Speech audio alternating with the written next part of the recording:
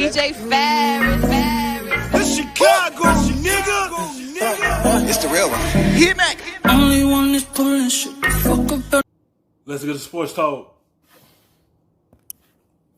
With Tua now signed, sealed, and delivered the first-round pick in Miami, the biggest question surrounding the quarterback, of course, are all about his injury history. And so the Dolphins go into this coming season with an interesting decision: sit him or start him.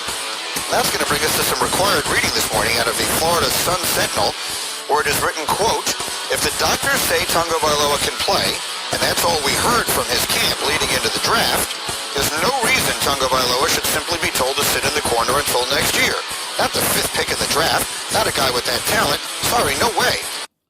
And that's letting you know they just waiting till the season be so rocky and Ryan Fitzpatrick start throwing interceptions and not playing well. That's showing you right now that he's not sitting out the whole year. He most likely will be playing in the middle of the season. And that's what they waiting on. They know Ryan Fitzpatrick is going to mess up at some point, and then they're going to look behind Ryan and put Tua in and want him and see what they have in him.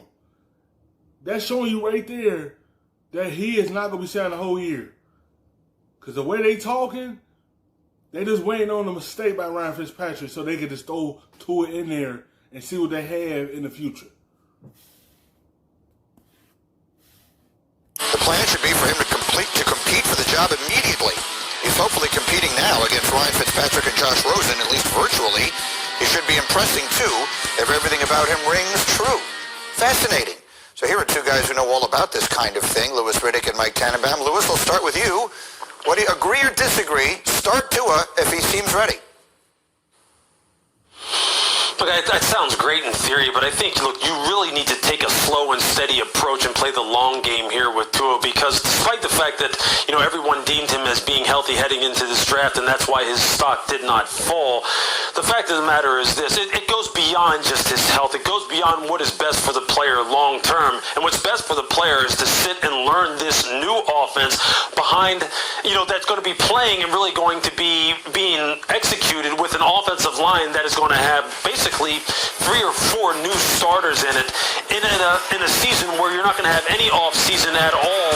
And we all know that offensive football in particular is so nuanced and really needs the most amount of time to really get up to speed, that really it just is the smart decision to go ahead and let him go ahead and develop nice and slowly and unveil him in 2021, a la what the Kansas City Chiefs did with Pat Mahomes. I don't think anyone right now would say this, that Tua is any more advanced or any more ready to play than Pat Mahomes was coming out of college from a physical perspective. And we see what happened with him as far as sitting behind a veteran, taking the slow and steady approach in a normal offseason, and what that did for him when he was finally unveiled in his second season. So why wouldn't you take the same approach with Tua? Look, if it ultimately comes down to this, that he is just head and shoulders above Ryan Fitzpatrick and Josh Rosen, to the point where it's not even, that it's almost laughable as far as the differences. They want him to sit out a whole year.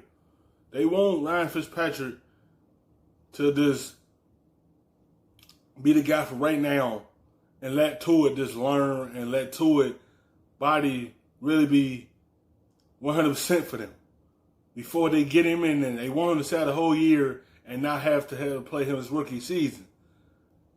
But the way teams that are bad, that's what they do. And probably either the middle of the season or towards the end, you either going to see Tua in there.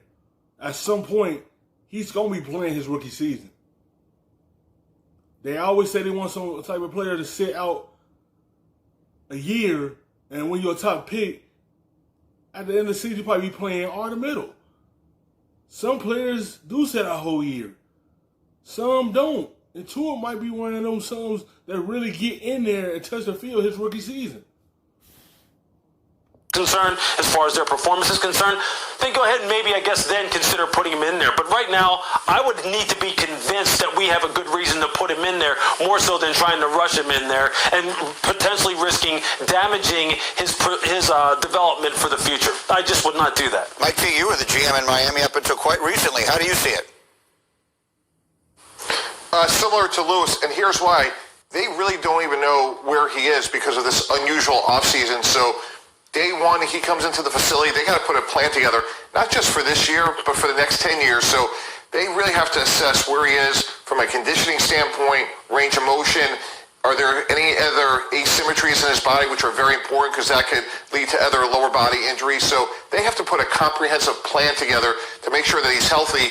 And he has to move down to South Florida, move his family there. There's an acclimation period. They're dealing from a position of strength because Ryan Fitzpatrick played very well for them last year. And Chan Gailey has been with Ryan Fitzpatrick before in their career. So there is no rush. And I think Patrick Mahomes, as Lewis alluded to, is a great analogy. Start it off slow, get him a great foundation physically from an intangible standpoint, and then when he's ready to go, let him go. It doesn't have to be week 1. It could be week 16, 17.